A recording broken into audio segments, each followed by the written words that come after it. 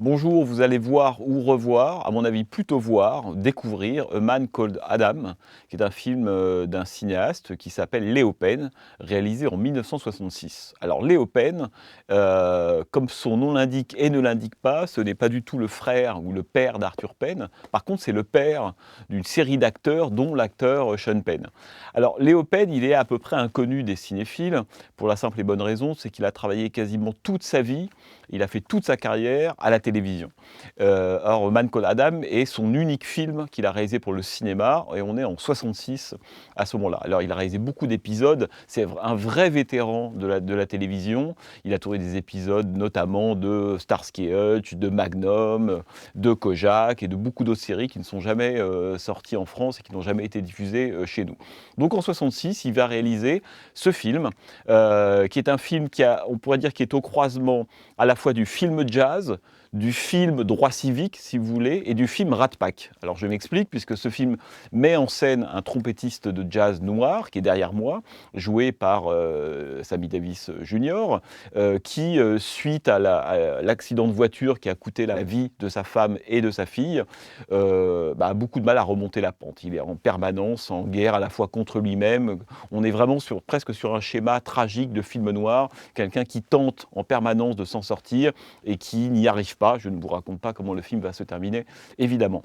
Alors ça, c'est, on pourrait dire, pour la dimension tragique, rise and fall, si vous voulez, de Sammy Davis Jr., l'acteur qui est derrière moi. À côté de ça, c'est un film qui croise aussi la question des droits civiques, et c'est peut-être aussi en ça qu'il est, à mon avis, extrêmement intéressant, puisque le film, en 66, se situe, on pourrait presque dire, entre deux moments de la représentation du noir dans le cinéma américain et du cinéma noir américain. On pourrait dire le moment Sidney Poitier, qui lui précède, le noir accepté par Hollywood, devine qui vient dîner, et puis le noir tel qu'il va surgir, se révolter, s'incarner de façon nouvelle à la fin des années 60, et disons Melvin Van Peebles, Sweetback, Badass Song. Le personnage de Sammy Davis Jr., c'est vraiment, on pourrait presque dire, une sorte de chaînon manquant entre ces deux représentations du noir américain et entre ces deux moments du cinéma noir américain à Hollywood. Sammy Davis Jr., c'est un personnage à qui on voudrait donner la place, on pourrait dire, de Sidney Poitier, tout le système autour de lui, des agents, de l'industrie musicale, etc., voudrait faire de lui Sidney Poitier, si ce n'est qu'en 66, on est 2 ans, 3 ans après la marche de Washington pour les droits civiques, lui a déjà un désir de liberté, d'émancipation et d'affirmation. Et cette espèce de, on pourrait presque dire, de conflit intérieur, de duel en lui-même, à mon avis, fait tout le prix de ce film. Alors vous allez voir, il y a beaucoup d'acteurs de la scène jazz de l'époque qui apparaissent dans le film. Louis Armstrong, évidemment, qui a joué dans plusieurs films, vous allez le voir là, vous allez voir aussi Ossie Davis. Ossie Davis, lui, il est apparu dans énormément de films, et il faut ne pas oublier qu'il réalisera en 70 Comes to Harlem, qui est un des films importants du renouveau du cinéma noir américain, mais vous avez aussi Mel Tormé qui a un numéro musical absolument génial, et c'est assez rare de le voir au cinéma, Cicely Tyson, etc., etc.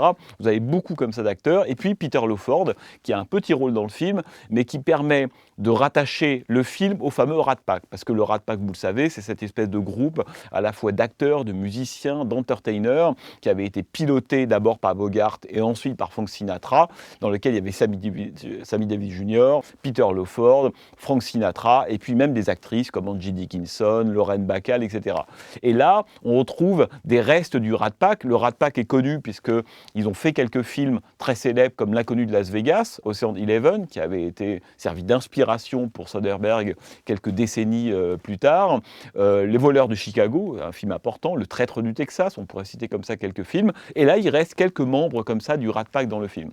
Alors, dernière chose, c'est que le film se situe donc à un moment très particulier de l'histoire du cinéma américain, et en tant que film jazz, et pour moi c'est une de ses grandes qualités, vous allez le découvrir j'espère, c'est la façon dont il filme toutes les performances musicales, le temps qu'il laisse aux morceaux et aux musiciens de jouer. Alors c'est le cas de Louis Armstrong et c'est le cas de Sammy Davis Jr. qui est absolument génial dans le film. Donc j'espère que vous allez aimer ce film que, à mon avis, pour la plupart d'entre vous, vous allez découvrir, A Man Called Adam, Léo Pen, 1966.